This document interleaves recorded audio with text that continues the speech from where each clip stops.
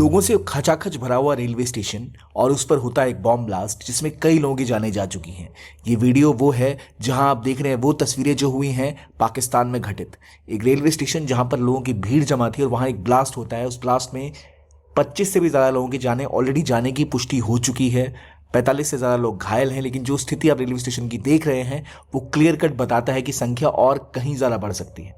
और ये हुआ है पाकिस्तान के पेशावर के रेलवे स्टेशन की ओर जाने वाली एक ट्रेन जो कोटा से चली थी वहां पर।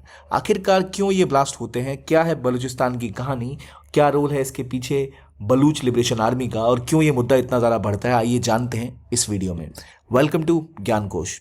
सबसे पहले ये समझिए कि ब्लास्ट अभी हुआ कहाँ।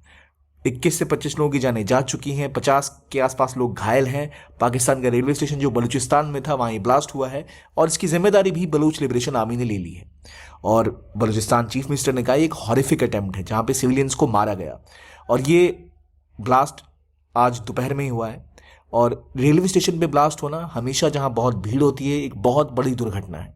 आखिरकार क्यों बलूच लिबरेशन आर्मी जो अक्सर पाकिस्तानी मिलिट्री को हमेशा टारगेट किया करती थी वो ये ब्लास्ट कर रही है? क्या है बलूच लिबरेशन आर्मी, क्यों बलूचिस्तान का मुद्दा इतना गंभीर है और क्या है पाकिस्तान की पूरी पॉलिटिक्स?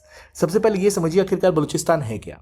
तो जैसे भारत में कई सारे राज्य हैं उस तरह पाकिस्तान में मुख्य रूप से 4 ही राज्य हुआ करते थे और अभी भी उतने ही, लगभग पंजाब, सिंध, बलूचिस्तान और खैबर पख्तूनख्वा, ये मुख्य 4 ही राज्य हैं। और काफ़ी सालों तक रहे, फिर उन्होंने एक नकली 5वां राज्य बनाया जो पीओके में है, गिलगित बल्टिस्तान का। लेकिन इनके 4 ही प्रमुख राज्य हुआ करते थे। इनमें सबसे बड़ा राज्य है बलूचिस्तान जो पाकिस्तान की 60% एरिया कवर करता है और केवल 6 से 10% पॉपुलेशन ही पाकिस्तान के इस इलाके में रहती है, जहां पाकिस्तान का सर्वाधिक रिसोर्सेज है, सर्वाधिक जो आप कह सकते हैं मिनरल्स इनके पास जो है वो बलूचिस्तान से ही मिलते हैं। और इनका जो इंपॉर्टेंट पोर्ट एक्सेस है वो कराची का पोर्ट इनके लिए सबसे महत्वपूर्ण है। लेकिन बलूचिस्तान का जो रीजन है एक बहुत बड़ा सी शोर उसमें है जहां वो बहुत बड़े और इम्पॉर्टेंट पर्शियन गल्फ और अरेबियन सी की तरफ स्ट्रैटेजिक प्रेजेंस बढ़ाने में बड़ा रोल निभाता है। और बलूचिस्तान में ही प्रोविंस है और वो इलाका है जहां पर सबसे इंपॉर्टेंट स्ट्रैटेजिक पोर्ट जो चाइना बिल्ड कर रहा है वो है लोकेटेड, जिसका नाम है चाबहार। लेकिन जब ये इतना इंपॉर्टेंट है, इतना बड़ा है, इतने रिसोर्सेज है, तो क्या यहाँ डेवलपमेंट हो रही है? बिल्कुल नहीं। बलूच ट्राइब यहाँ रहा करती है। बलूच ट्राइब असल में ईरान के इस रीजन में, अफगानिस्तान के इस रीजन में भी फैली हुई है और यहाँ पर ये अपने लिए एक देश की डिमांड सालों से कर रहे हैं। एक समय में ये इंडिपेंडेंट रीजन भी हुआ करता था, लेकिन पाकिस्तान से मिलने के बाद या ज़बरदस्ती मिलवाने के बाद जो इनके ऊपर एक्शन लिया गया, इनको इंटीग्रेट किया पाकिस्तान में, उसके बाद बलूच लोगों के साथ बहुत बेइंसाफ़ियाँ हो रही हैं। नाइंसाफ़ी से भरा हुआ ये हिस्ट्री जो बलूचिस्तान ने देखा है, बलूच ट्राइब के लोग काफ़ी परेशान रहे हैं उससे और काफ़ी सालों से डिमांड रही इनकी पाकिस्तान की गवर्नमेंट से कि वो पंजाब सेंट्रिक पॉलिसीज़ को हटाकर बलूचिस्तान की डेवलपमेंट में एक रोल निभाएं, बलूची लोगों की जो डिमांड्स है उसको पूरा करें। और बलूची लोगों ने तो ये कभी माना भी नहीं कि बलूचिस्तान पाकिस्तान है। वो हमेशा अपने आप को इंडिपेंडेंट देखते आए हैं और हमेशा इंडिपेंडेंस की डिमांड करते आए हैं। बलूचिस्तान की डिमांड सालों तक पाकिस्तान के लिए एक बड़ा सिक्योरिटी थ्रेट बनी हुई है। पाकिस्तान बनने के बाद उन्होंने इंडिया को एज एन एग्जाम्पल यूज़ किया कि भाई अगर हम साथ नहीं आएंगे तो इंडिया कब्जा कर लेगा। लेकिन बलूचिस्तान एक ऐसा राज्य था जो हमेशा एक इंडिपेंडेंट आइडेंटिटी चाहता था। बलूचिस्तान की डिमांड, क्योंकि बलूची ट्राइब 3 देशों में फैली हुई है, इसलिए इतनी स्ट्रांग कभी हो ना सकी, क्योंकि उसकी पॉपुलेशन का बड़ा तबका ईरान में भी है, कुछ अफगानिस्तान में भी है। और इसी इलाके पर रिसेंटली ईरान और पाकिस्तान के बीच में रॉकेट फायर भी हुए थे एक दूसरे के ऊपर, तल्खियाँ भी बढ़ी थी। आज से लगभग 8 महीने पहले की बात यह है। लेकिन वो मुद्दा शांत हो गया था और अभी जब ईरान दूसरे मुद्दों में व्यस्त है जहां वो इजराइल के साथ जंग लड़ रहा है, ये मुद्दा उतना महत्वपूर्ण उसके लिए नहीं है। लेकिन बलूचिस्तान के लोग पाकिस्तान से आज़ादी चाहते हैं और पाकिस्तान की आर्मी जो यहाँ पर क्लियरली लोगों को मारती है, पॉलिटिकल लीडर्स को कभी भी घरों से गायब कर लिया जाता है, जो उनके लोग बाहर विदेशों में भी रहते हैं उनको भी टारगेट किया जाता है और बलूची ट्राइब की डिमांड्स को कभी पूरा नहीं किया जाता। और असल में बलूचिस्तान की हिस्ट्री को अगर आप जानेंगे तो वो भी बहुत कॉम्प्लेक्स है। ये इलाका पहले कलात प्रोविंस का हिस्सा हुआ करता था। ये पूरा का पूरा जो बलूचिस्तान का रीजन है ये 1758 में ही इंडिपेंडेंट कंट्री बन चुका था। इसे खानात ऑफ कलात कहते थे, जो एक इंडिपेंडेंट सा रीजन था, काफ़ी ऑटोनमस था। लेकिन उसके बाद 1947 के बाद जब आज़ादी डिक्लेयर हुई तो इस रीजन ने अपनी इंडिपेंडेंस पहले ही डिक्लेयर कर दी थी, कलात प्रोविंस ने। लेकिन ज़बरदस्ती इनकी आर्मी ने इसको अपने में मिलाया और यहाँ के लोगों की बातें नहीं सुनी गई। जो एक होता है पीसफुल इंटीग्रेशन, वो इस रीजन का नहीं हुआ था। इन्होंने अपनी आज़ादी की डिमांड भी की लेकिन इनकी नहीं सुनी गई। और बाद में जब इनके ऊपर कब्जा जमा लिया गया उसके बाद इनके संसाधनों का इस्तेमाल पाकिस्तान ने किया, पाकिस्तानी आर्मी ने यहाँ के लोगों को मारा, लेकिन यहाँ डेवलपमेंट बिल्कुल भी नहीं की गई। एक बड़ी ज्योग्राफी जो बहुत ही स्पार्सली यानी कम लोगों द्वारा पॉपुलेटेड है उसका फ़ायदा उठा के पाकिस्तान की आर्मी ने और पाकिस्तान की सरकारों ने यहाँ के रिसोर्सेज का दुरुपयोग किया। यहाँ तक कि चाइना के लोग यहाँ काम करने आते हैं, वो जो इंफ्रास्ट्रक्चर बिल्ड करते हैं उससे वहाँ के लोगों को कुछ नहीं मिलता। और इन्हीं चीज़ों से परेशान होकर एक फौज तैयार होती है जिसका नाम होता है बलूचिस्तान लिबरेशन आर्मी, जो 2011 से प्रोमिनेंट हो जाती है। इसमें माजिद ब्रिगेड है जो एक स्पेसिफिकली सुसाइड स्क्वाड की तरह काम करती है। और इस रेलवे स्टेशन अटैक में भी कुछ ऐसा ही सुसाइड स्क्वाड सामने आया है। बलूचिस्तान जो इनका सबसे बड़ा प्रोविंस है वो सबसे गरीब भी है और सबसे अंडर रिप्रेजेंटेटेड भी है। 1948 में अपने आप से मिलाने के बाद लगातार जो अन्याय यहाँ के साथ होता रहा है उसको देखकर यहाँ के लोग अक्सर इनके विरोध में खड़े होते रहे हैं। और 2011 के बाद से 2018 में भी काफ़ी लगातार ये ग्रुप एक्टिव रहा जिन्होंने खुल के पाकिस्तानी आर्मी को टारगेट किया, इनके आर्मी कैंप्स को टारगेट किया, कई सारे टेररिस्ट अटैक पूरे पाकिस्तान में किए, ये दिखाने के लिए, ये जताने के लिए कि बलूचिस्तानी और बलूचिस्तान लोग जो चाहते हैं वो पूरा होना चाहिए, उनकी राइट्स भी हैं।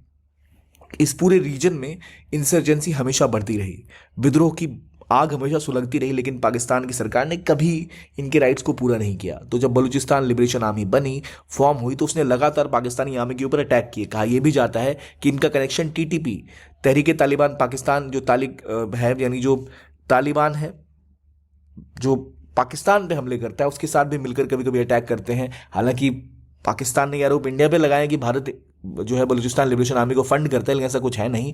पर जिस तरह से बलूचिस्तान लिबरेशन आर्मी लगातार अटैक करते आई है पाकिस्तान की आर्मी के ऊपर, और अब ये ऐसा रूप ले रहा है जहां पर इन्होंने सिविलियंस को भी टारगेट करना शुरू कर दिया है, ये दिखाता है कि किस तरह चीज़ें अनरेस्ट की तरफ बढ़ती दिख रही हैं पाकिस्तान में। चाहे आप बलूचिस्तान में चाइना से इन्वेस्टमेंट लेके आओ, लेकिन चाइनीज़ लोग वहाँ काम करेंगे, पैसा सारा पंजाब में चला जाएगा जो पाकिस्तानी पंजाब है। बलूचिस्तान में आप डेवलपमेंट सिर्फ उस इलाके की करोगे जहाँ से आपको फ़ायदा है, जो वहाँ का ऑयल है, जो वहाँ का रिसोर्सेज है, जो वहाँ जो पावर प्लांट्स है, वो बिजली वहाँ के लोगों को नहीं मिलती बल्कि सिंध या फिर पंजाब की प्रोविंस में जाती है। बलूचिस्तान के लोग सताए जाते हैं, प्रताड़ित किए जाते हैं, उनको राइट्स नहीं मिलते, उनकी कोई सुनता नहीं है। इसके बावजूद पाकिस्तान हमेशा बलूचिस्तान के ऊपर अपना कब्जा जमाने से बाज नहीं आता। इसीलिए इस रीजन के लोग वैसे ही बहुत ज़्यादा अनरेस्ट में रहते थे और लगातार डिमांड करते थे कि पाकिस्तान की आर्मी हमें राइट्स दे और हमें इंडिपेंडेंस दे। और ये इंडिपेंडेंस की डिमांड हार के सालों में और बढ़ती नजर आ रही है। इसीलिए बलूचिस्तान लिबरेशन आर्मी लगातार अटैक्स करती दिखती है पाकिस्तान के सोल्जर्स के ऊपर, उनकी आर्मी के ऊपर, उनकी पैरामिलिट्री फोर्सेस के ऊपर, और यहाँ तक कि अब सिविलियंस के ऊपर भी। पाकिस्तान की सोसाइटी का जो डिसइंटीग्रेशन है वो इस ब्लास्ट से क्लियरली दिखता है। और पाकिस्तान की आर्मी जो बातें करती है कि वो युद्ध करके इन सबको हरा देगी, उसने सालों तक न सिर्फ बलूचिस्तान में बल्कि यहाँ जो आप देख रहे हैं जो पेशावर की तरफ क्वार्टर से जो रेलवे लाइन जा रही थी, यहाँ पर ब्लास्ट हुआ है स्टेशन के पास। लेकिन अगर आप देखें ना खैबर पख्तूनख्वा के आसपास, यहाँ पर इनका जो एक प्रोविंस है फाटा का, वहाँ भी इन्होंने काफ़ी सालों तक जंग लड़ी, वहाँ की ट्राइबल पॉपुलेशन को तबाह किया, मारा, और कुछ वही बलूची लोगों के साथ भी किया है। तो बलूच लोग परेशान हैं और अपनी राइट्स की डिमांड करते आए, लेकिन एक तबका जो बाहर निकला, वायलेंट हुआ और हिंसा का सहारा लेकर अपनी डिमांड्स को पूरा करना चाहता है, वो है बलूच लिबरेशन आर्मी, जिसने अब सिविलियंस को टारगेट करना शुरू कर दिया है, जो बिल्कुल भी लेजिटिमेट तरीका नहीं है, क्योंकि इसमें आम लोगों की, इनोसेंट लोगों की जाने जा रही हैं। और इसी बात पे बलूचिस्तान के सीएम ने भी कहा है कि ये बहुत ही कायराना अटैक है और ये ऐसा नहीं करना चाहिए था पीएलए को। अब बीएलए इसके बाद क्या करती है वो देखने वाली बात होगी। क्या पाकिस्तानी आर्मी कोई एक्शन लेती है या इसके बाद भी कोई बड़ा एक्शन लेने में वो नाकामयाब रहते हैं। तो ये है कहानी पाकिस्तान की, बलूचिस्तान की, जहाँ पर ये वो रीजन है जो अपनी इंडिपेंडेंस सालों से चाहता आया, जो कभी इंडिपेंडेंट हुआ करता था, ऑटोनोमस हुआ करता था, क्योंकि इनकी जनसंख्या इस ट्राइब की अफगानिस्तान और ईरान तक फैली हुई है, तो एक इंटरनेशनल कॉन्फ्लिक्ट का भी कारण बनता है।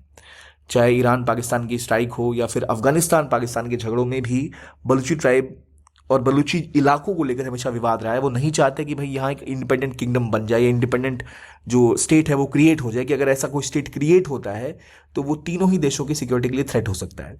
इसलिए इस मूवमेंट को बाहर से नहीं ईरान का सपोर्ट मिला, ना ही अफगानिस्तान का कभी सपोर्ट मिला।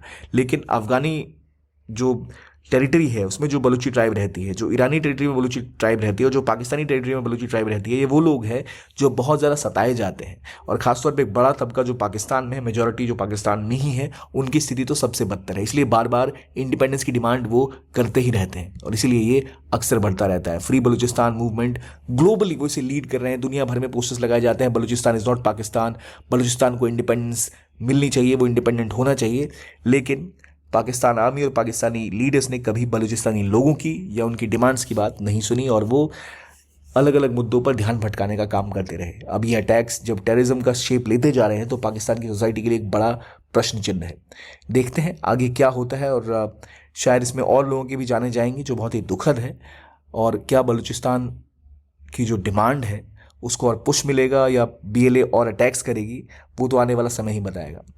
इस वीडियो में हमने इतना समझा। अब एक चीज़ जो आपके लिए इंपॉर्टेंट है कि अगर आप UPSC की तैयारी कर रहे हैं तो अभी आपके लिए शानदार ऑफर है, क्योंकि PWOlias आपके लिए बहुत ही किफ़ायती दिनों पर अपने फाउंडेशन कोर्सेज लॉन्च कर चुके हैं।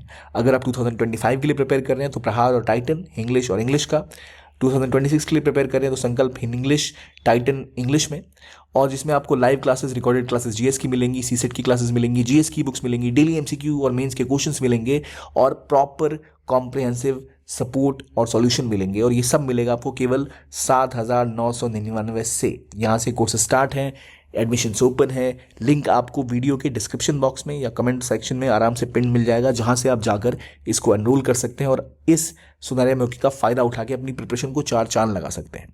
ये था आज का वीडियो। देखने के लिए बहुत बहुत धन्यवाद। Keep on watching ज्ञानकोश।